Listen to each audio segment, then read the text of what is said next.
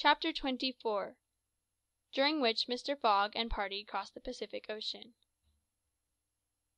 What happened when the pilot boat came in sight of Shanghai will be easily guessed.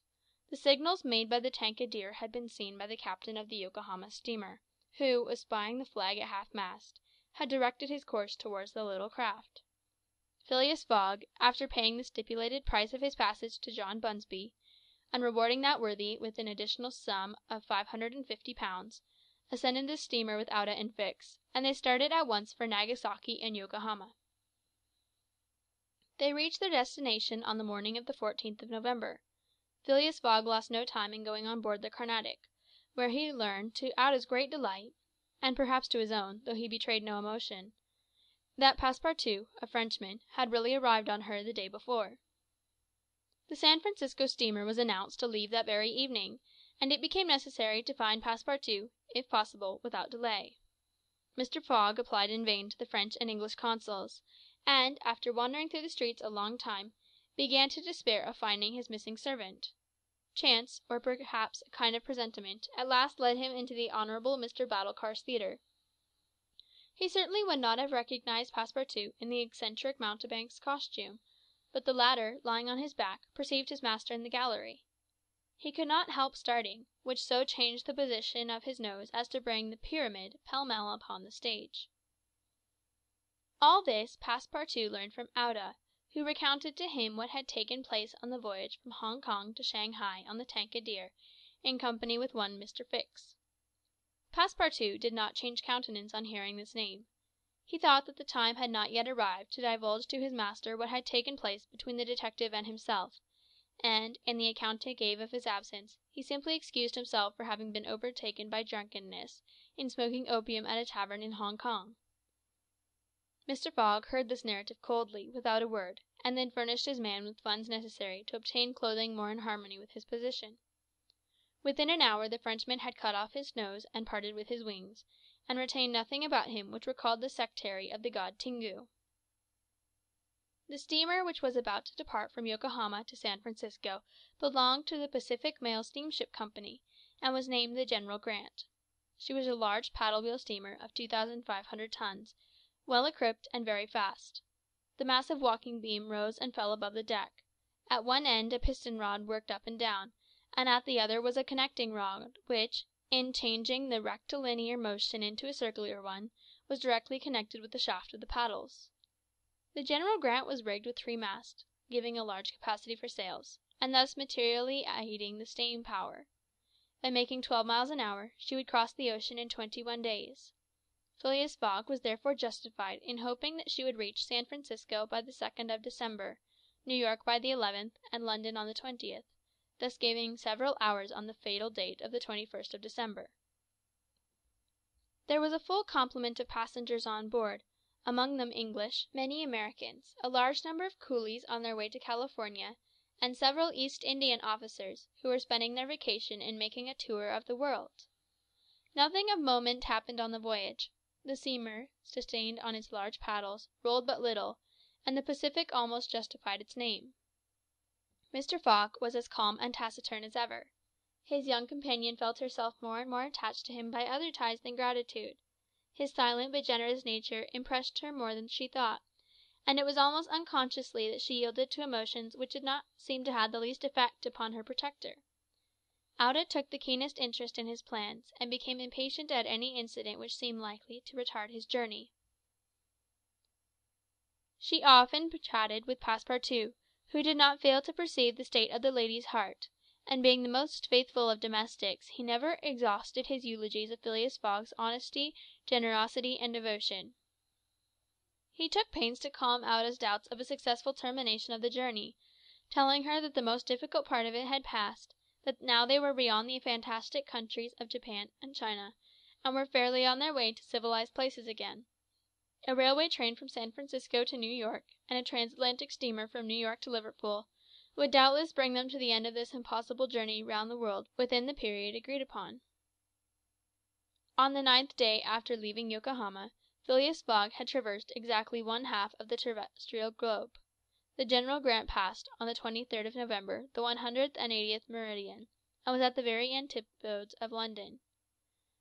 Mr. Fogg had, it is true, exhausted 52 of the 80 days in which he was to complete the tour, and there were only 28 left. But though he was only half way by the difference of meridians, he had really gone over 2/3 of the whole journey, for he had been obliged to make long circuits from London to Aden, from Aden to Bombay, from Calcutta to Singapore, and from Singapore to Yokohama.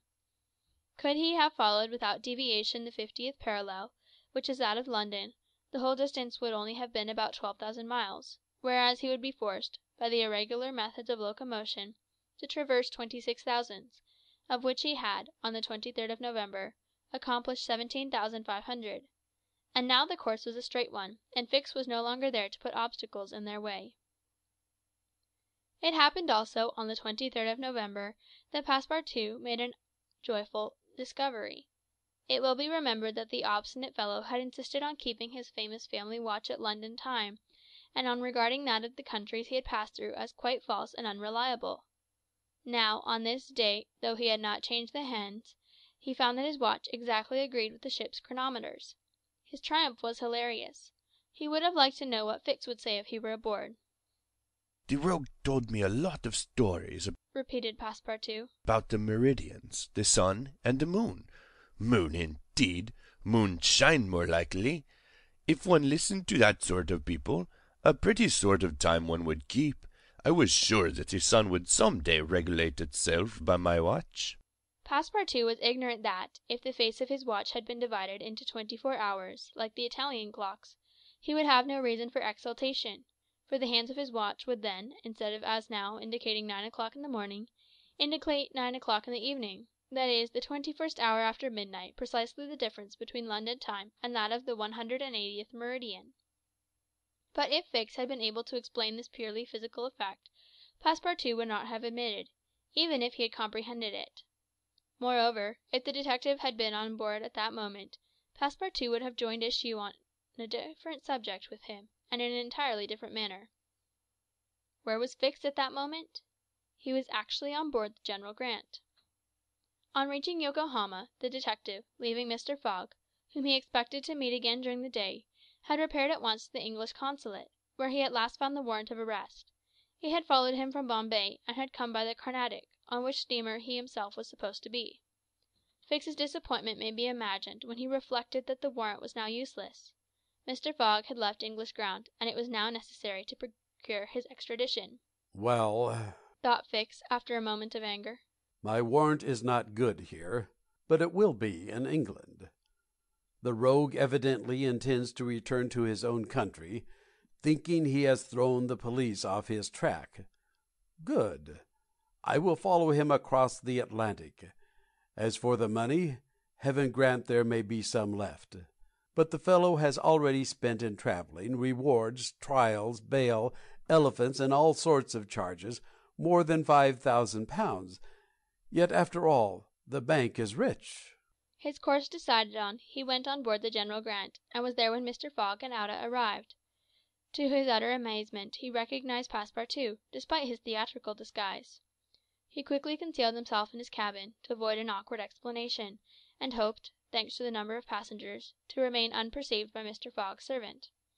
On that very day, however, he met Passepartout face to face on the forward deck.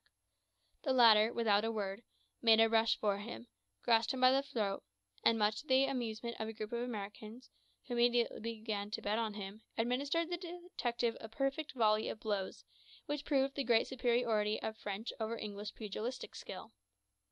When Passepartout had finished, he found himself relieved and comforted. Fix got up in a somewhat rumpled condition, and, looking at his adversary, coldly said, "Have you done?" "For this time, yes." "Then let me have a word with you." "But "In your master's interest." Passepartout seemed to be banished by Fix's coolness, for he quickly followed him, and they sat down aside from the rest of the passengers. "You have given me a thrashing," said Fix. "Good. I expect it. Now listen to me. Up to this time I have been Mr. Fogg's adversary. I am now in his game." "Aha!" cried Passepartout. "You are convinced he is an honest man?" "No," replied Fix coldly. "I think him a rascal. Shh! Don't budge, and let me speak. As long as Mr. Fogg was on English ground, It was for my interest to detain him there until my warrant of arrest arrived. I did everything I could to keep him back. I sent the Bombay priests after him. I got you intoxicated at Hong Kong. I separated you from him, and I made him miss the Yokohama steamer. Passepartout listened with closed fists. Now, resumed Fix, Mr. Fogg seems to be going back to England. Well, I will follow him there, but hereafter I will do as much to keep obstacles out of his way as I have done up to this time to put them in his path. I've changed my game, you see, and simply because it was for my interest to change it. Your interest is the same as mine, for it is only in England that you will ascertain whether you are in the service of a criminal or an honest man. Passepartout listened very attentively to Fix, and was convinced that he spoke with entire good faith. We are friends? Asked the detective. Friends? No. Replied Passepartout. But allies, perhaps.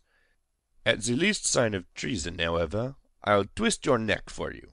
Agreed, said the detective quietly. 11 days later, on the 3rd of December, the General Grant entered the Bay of the Golden Gate and reached San Francisco. Mr. Fogg had neither gained nor lost a single day. Chapter 24.